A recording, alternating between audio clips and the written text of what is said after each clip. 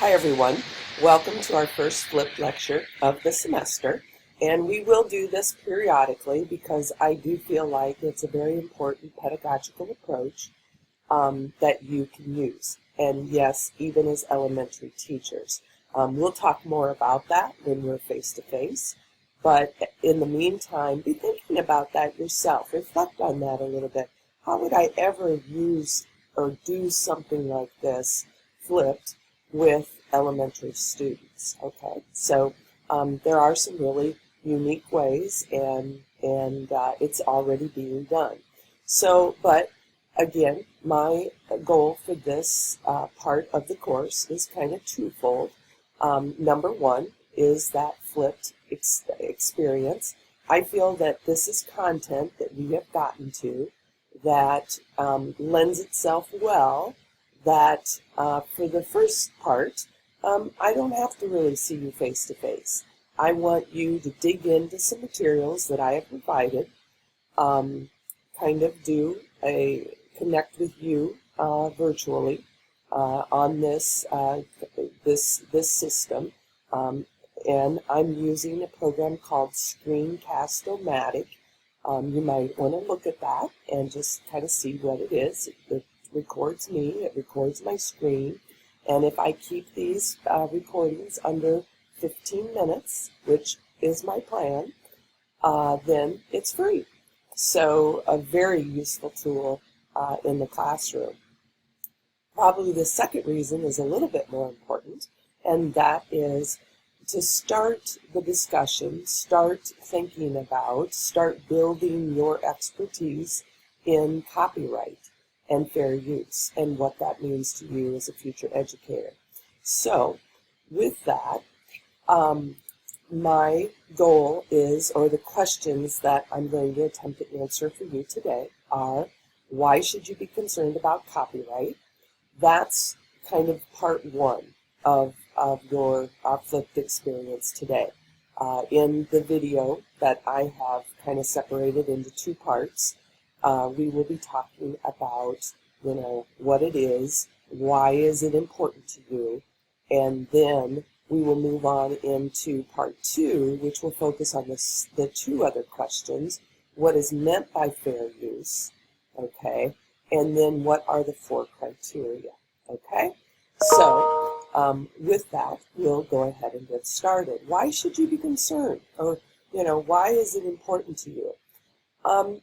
I think this first question is really important. What do you think you know about copyright? Before, hopefully, you've gotten to this video, you did take a little bit of a pre-test in answering some questions about copyright scenarios. Those will just give me a better idea on where is everybody starting. What do you think you know about copyright? This is all over the ballpark with teachers, and I think it's important for us as Iowa State prepared teachers to have a good background on this and make sure that as we start our professional careers, we are going through and trying to make ethical choices related to using technology, using resources in our classrooms to make sure we're doing the right things, okay? So I'm going to just start with this comic, and I think technology and the evolution of technology has put us in a really interesting place in terms of how we use materials and especially how our students are using materials in the classroom. This comic kind of sums up the easy aspect of using materials and how easy it is to get materials for projects and things that I do. So if it's okay to copy from the internet, it must be okay to copy from my friend's test. And you can't believe how the mentality has kind of changed with people. And I think it's changed as a result of using things off the internet. We all know I illustrated that in lecture on Tuesday. How easy it is to just grab a image from Google Images and plop it right into our Google Doc or any other thing that we're making. Okay, is that following copyright? I hopefully illustrated a method and gave you some tips on information literacy and how you acquire those materials. And as I said, it kind of leads us into copyright. There are right ways to do it, and that's what we want to make sure our kids are doing. But a lot of times they'll just see it, oh, this is the picture I need on this web page, click it, grab it, screenshot it, whatever, and then put it in the materials.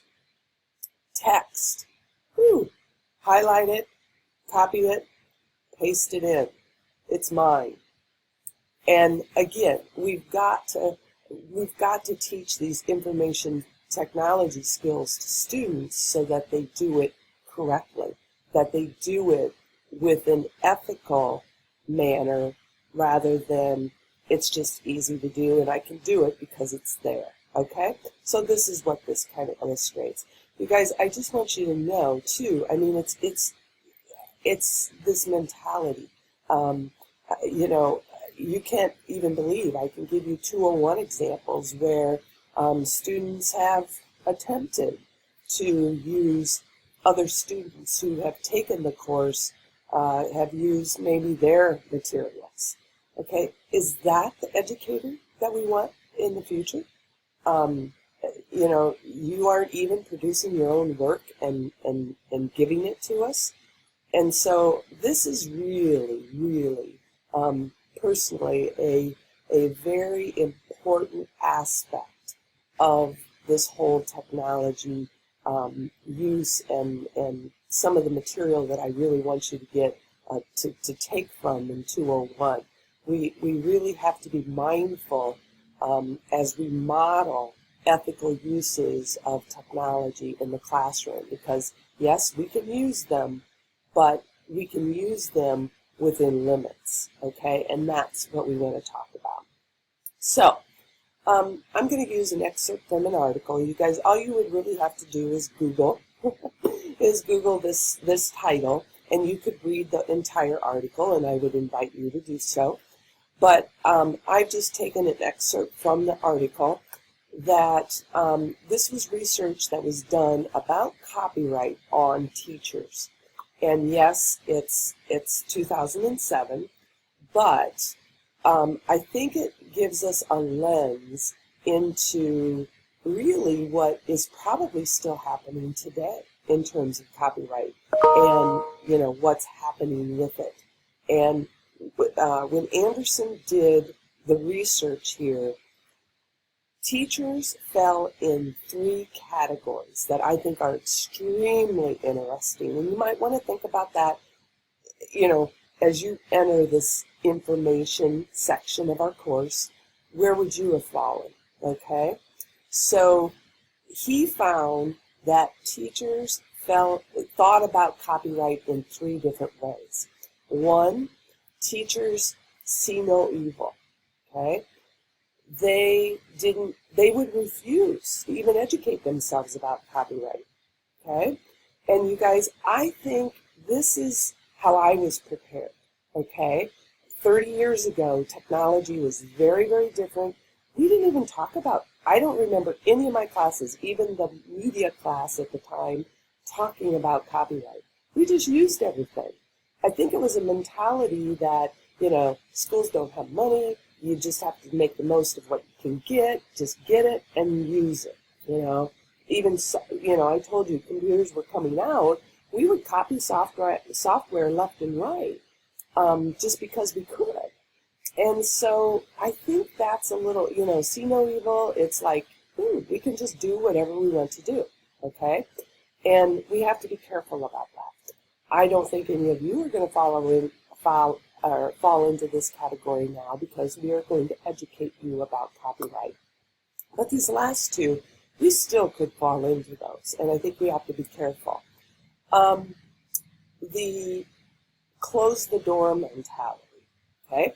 Our classrooms, will typically have 4 walls, and it's easy to close that door and say, what's happening in my classroom, I need to know, and I'm the only one that need to know, and I'll do whatever I want with my kids. Okay?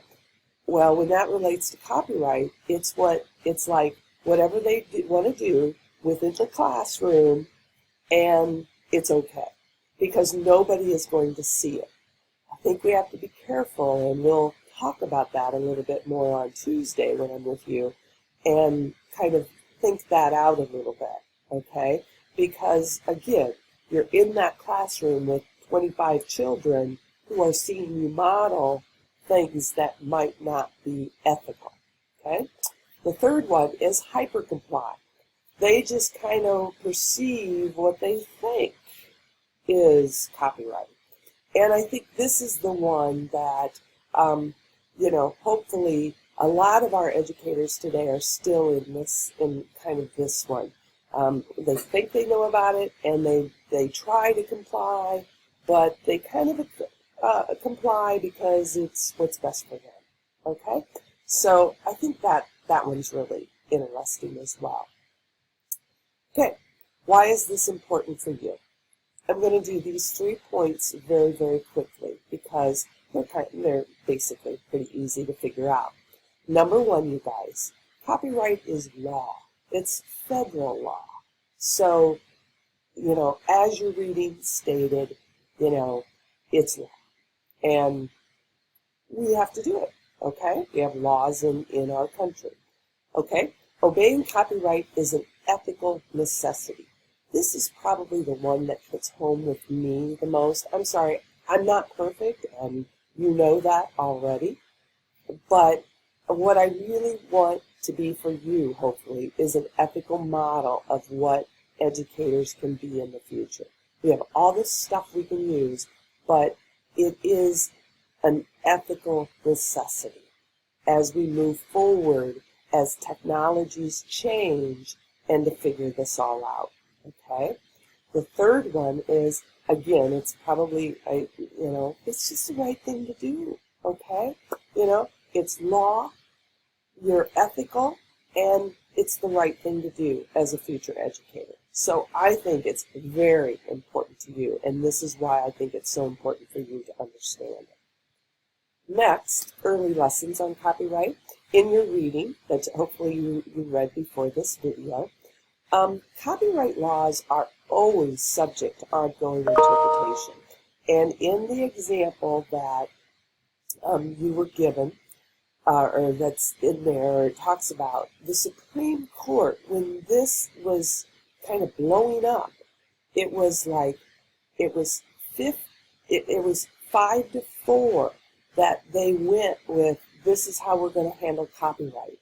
The big case was video recordings, VCR recordings at home. People started in the 80s, push that button, record that movie, have my friends over, we can watch it again. Movie producers and things went crazy because now those people are not going out to the theaters or going and getting the VCR from the shop. I mean, think how that's changed. Now we get about the internet. But that was the ruling, 5-4. If that would have been reversed, I'm not sure where we would be today, especially with the technologies that we have. But know that copyright has always been a huge part of what we have done. Congress can change the copyright rules. Again, it's a federal law, so they can change them at any time, and they do. We're going to be kind of working in a gray area because we're going to work with what's on the books now, but it is gray with remixing and all that stuff that's going on now. It is different. It is very, very different. So, what I want to leave you with is this quote, okay? I just think this sums it up very, very well. It's your responsibility to know the legal and illegal uses of intellectual property. And we want to be, my goal is for you to provide ethical models for students to emulate. We want them then to do what you're doing. Okay? So that's the end of part 1. And now you'll join me in a minute, hopefully, or whenever, for part 2.